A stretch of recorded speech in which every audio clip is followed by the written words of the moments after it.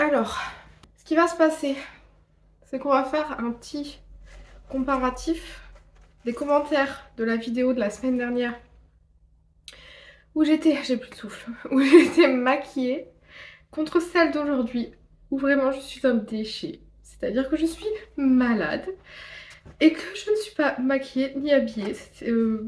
Rien ne va, mais je viens de finir ça.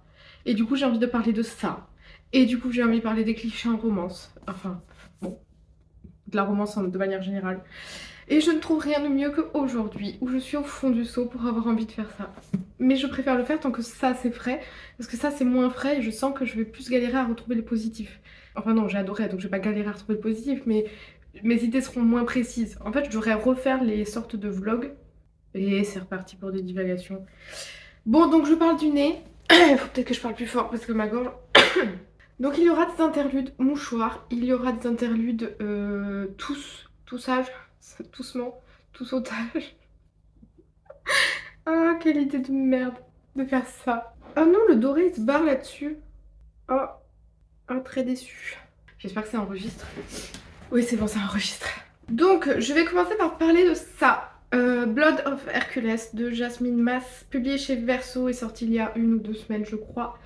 Que j'ai adoré, que j'ai défoncé. Il fait 600 pages. Ben, les deux font 600 pages. Et les deux, je les ai techniquement défoncés. Mais autant lui, j'ai adoré, autant lui, un peu plus cata. Donc dans Blood of Hercules, nous sommes dans un mélange de romance et de dark fantasy. Donc de romance...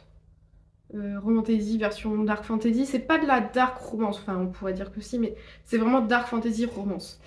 Donc nous sommes dans un monde où nous sommes plongés dans l'Olympe, les dieux, les divinités, les Spartes, les Cnoniens, les Titans, etc. Ça se passe dans notre monde contemporain actuel en 2800 et quelques. Donc en gros vraiment dans le futur. Ah non, je suis allée un peu loin par contre. 2090. Du coup, c'est catastrophique. J'aurais vraiment pas dû faire ça alors que je suis malade. Je vais y arriver, je vais y arriver, je vais y arriver. Donc dans ce livre, nous sommes en 2090 et 2100 à peu près, des années donc dans notre monde à nous, des années après que les titans aient dévasté la surface de la Terre et attaquent les humains, etc.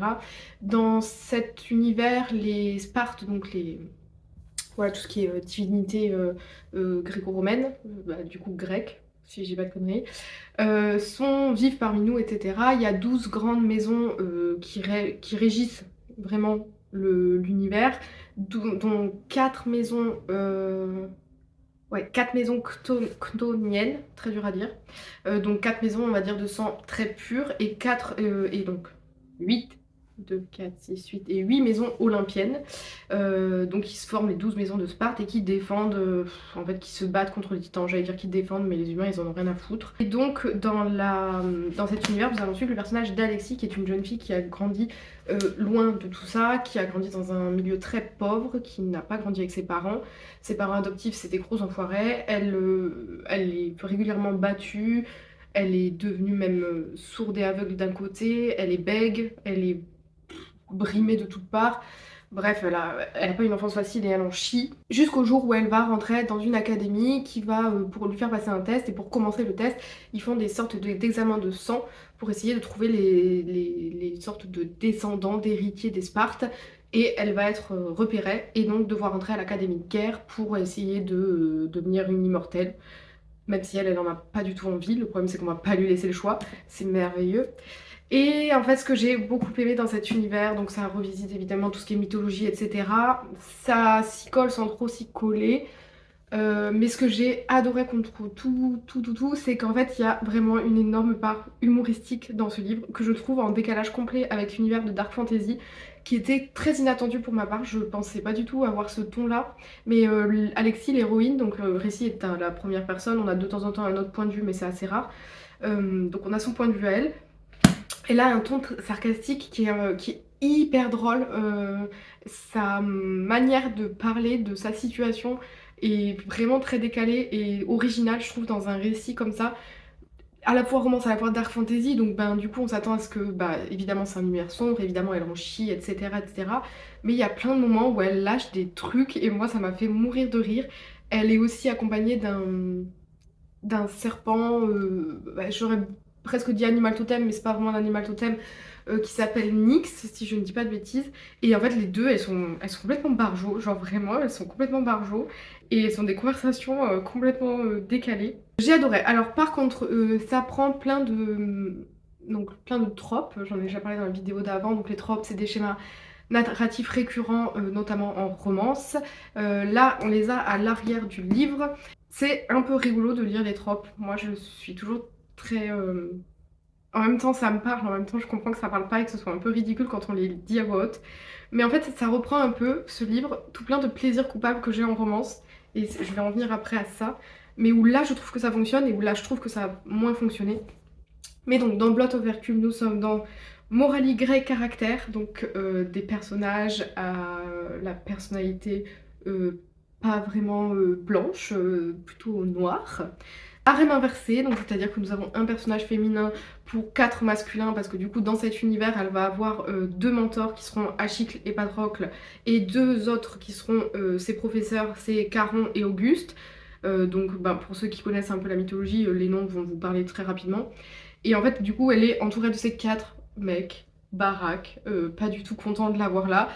Et elle est toute seule, d'où le harem inversé. Normalement, harem c'est un mec et plusieurs nanas, et bah là c'est ça. Alors je calme tout de suite toutes les ardeurs. C'est pas blindé de cul, contrairement à ce que ça pourrait. Moi je croyais que c'était blindé de cul, en fait pas du tout. Il y a vraiment une ou deux scènes qui sont un peu olé olé, mais sinon on est plutôt dans la. Bah en vrai on est plutôt dans l'action et dans la fantaisie. Donc oui, il y a plein de moments où il y a des interactions les uns avec les autres qui sont là pour nous titiller évidemment, mais par contre, mine de rien, je suis contente parce que j'avais vraiment peur quand j'ai lu Harem Inversé. Je me suis dit, oula, ça va être blindé de cul, bizarre, mais en fait, non, ça va. Ensuite, bon, bah, Extreme Enemies to Lovers parce qu'effectivement, ils sont extrêmement enemies to potentiellement lovers, mais ça, à la fin du tome 1, je n'y dis rien. Académie de guerre parce qu'elle rentre dans une académie de guerre. Dieu et monstre parce qu'il y a des dieux et parce qu'il y a des monstres. Femme forte parce que c'est vrai qu'Alexis, mine de rien, elle est plutôt badass. Et ce qui est bien, c'est qu'elle est badass, mais sans surjouer le cliché de la meuf. À la fois, c'est pas la meuf forte d'un coup, à la fois, elle est pas non plus dans le truc de ah, j'ignore que je suis forte et machin. Elle est. Elle est assez ambivalente en fait, Alexis, et c'est ça que j'ai adoré chez elle. Ensuite, il y a le fameux Touch Her and Die. Donc, pour ceux qui ne sauraient pas ce que c'est le Touch Her and Die, c'est en gros, si tu la touches, je te tue. C'est pour caractériser les personnages masculins qui sont surprotecteurs. Je rappelle que ce livre ne passera pas le test de Bechdel et qu'il est plein de plaisirs coupables, enfin pour ma part, hein, avec des grosses guillemets parce que ben, on lit ce qu'on veut, donc pas de gros plaisirs coupables, mais en gros c'est plein de trucs où normalement la féministe que je suis dirait bof, et en fait la lectrice de romance que je suis dit oh oui. Il avait le professeur parce que bah, du coup elle a des mentors. Et mon préféré de celui-ci, c'est le Who did this to you? Donc c'est le... Franchement je me dis mais c'est pitoyable des fois les tropes quand tu les lis. Mais bon bref, moi ça me fait mourir de rire. Le Who did this to you, c'est en gros quand un personnage féminin revient un peu genre abîmé. C'est vraiment trop bizarre à expliquer. En gros, on va dire qu'elle se fait casser la gueule ou que quelqu'un lui a fait du mal ou un truc comme ça. Et ben les personnages masculins arrivent et font mais qui t'a fait ça? En mode je vais te venger, tu vois. Bon bah c'est le Who did this to you.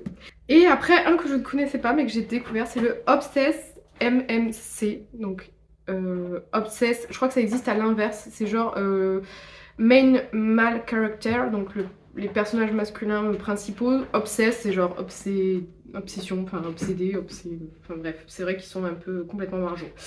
On a des petits fanarts à l'intérieur pour ceux et celles qui voudraient savoir à peu près dans quel type de livre on est. Voilà, donc là on a nos personnages masculins. Voilà.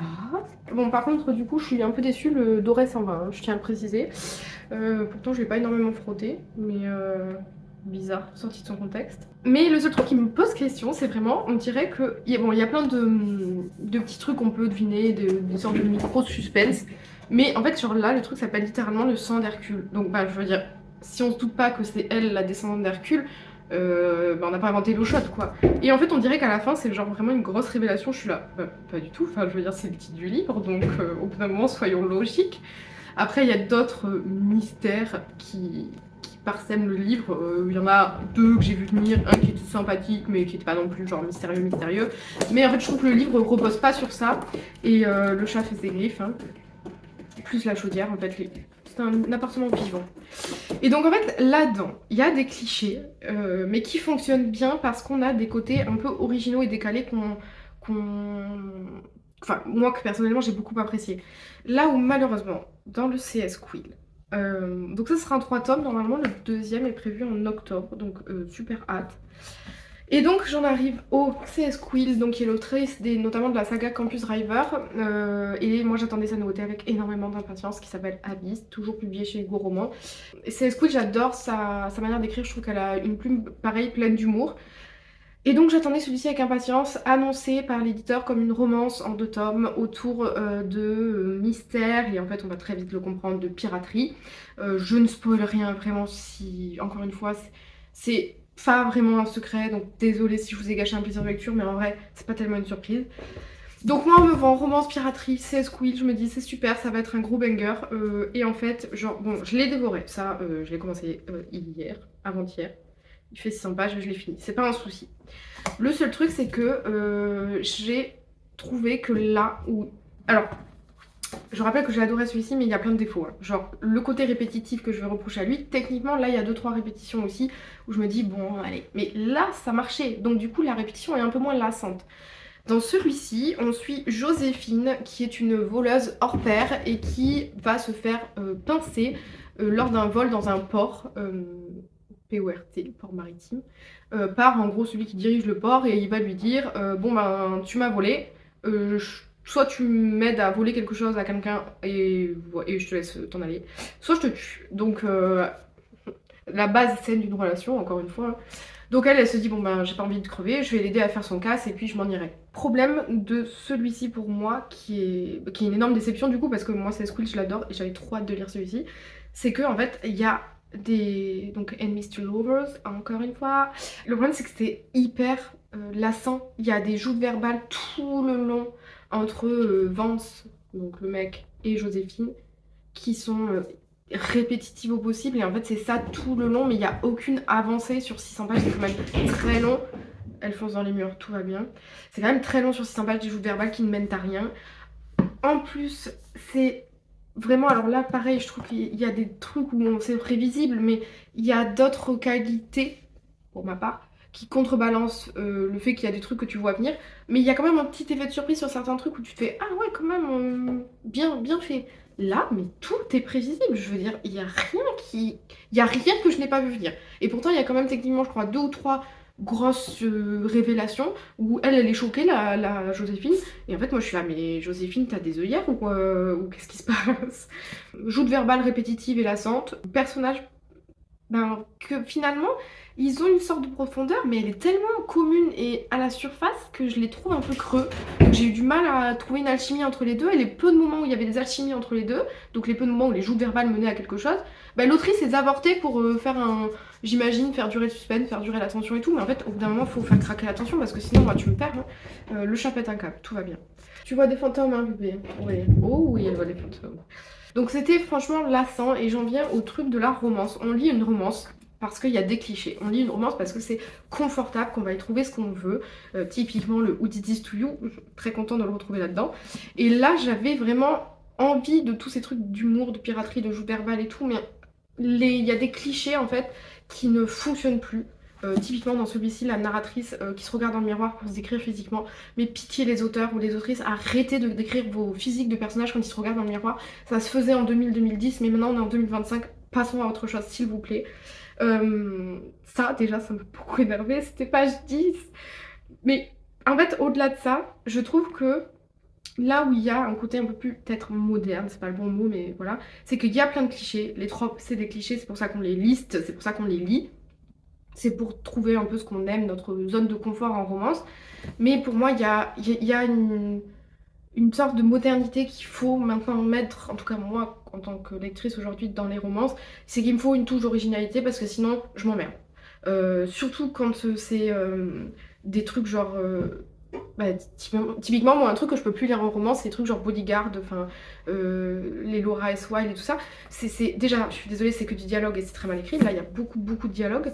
Euh, et en fait, là, c'est bien écrit, mais enfin, je dis pas qu'on lit pour l'écriture, mais techniquement, là, c'est plutôt bien écrit. Mais les clichés sont trop clichés. Là où il y a des clichés un peu biaisés, un peu décalés, où il y a une touche de quelque chose de différent par rapport à ce qu'on a pu lire déjà. Et moi, aujourd'hui, en tant que lectrice de romance, là, qui en ai lu quand même énormément quand j'étais plus jeune, enfin, j'ai passé la trentaine, hein, donc j'ai le droit de le dire.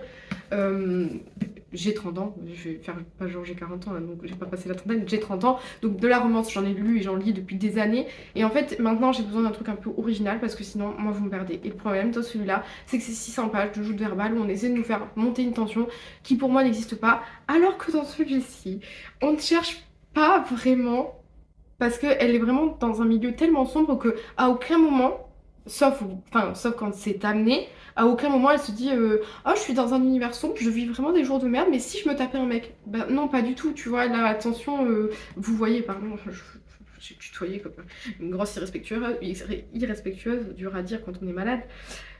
Là je me dis, il y a plein de moments où elle était logique par rapport à ce qui lui arrivait. Elle avait pas envie de se taper un mec alors qu'elle était en train de à moitié de crever. Elle a pas envie d'accepter qu'on se joue d'elle alors que les mecs, enfin le fait que les mecs soient des connards, bah voilà c'est dit, c'est des connards. Elle en fait pas une figure genre bah oui exactement. Elle en fait pas des trucs genre je vais les sauver de leur passé sombre. Là c'est vraiment Joséphine, il y a des moments j'étais là mais Joséphine genre il veut pas s'être touché, il a des comportements, dirait Edward Cullen, pitié fuis. Genre vraiment, il y a une scène à un moment donné, et il lui dit, dis-le à voix haute. Il lui dit vraiment genre, dis-le à haute voix ou...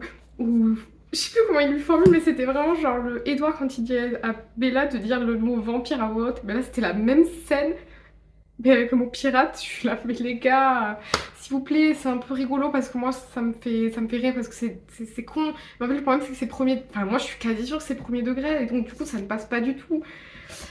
Voilà, donc c'était mes deux excellentes, pas du tout, une excellente lecture, franchement, mais j'étais dans le train quand je le lisais, je pense qu'il y a des gens qui vont me prendre pour une grosse timbrée, parce qu'il y avait des moments où je me faisais mes films toute seule, et il y avait des moments où j'explosais de rire, littéralement à voix haute, toute seule.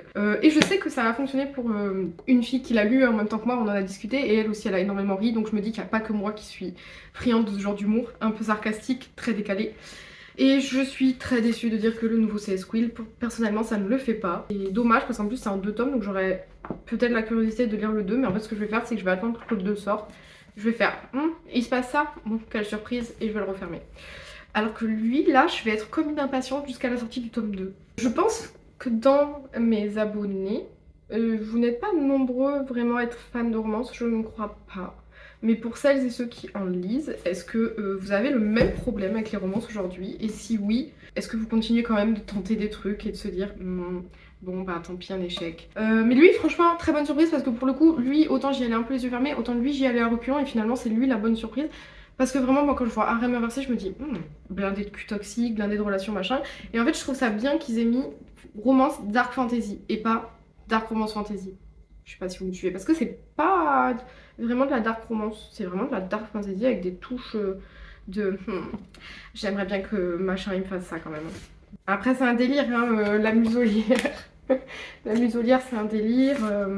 Bon ils ont des animaux totems, alors lui il a un raton laveur. Bon bref, c'est un délire.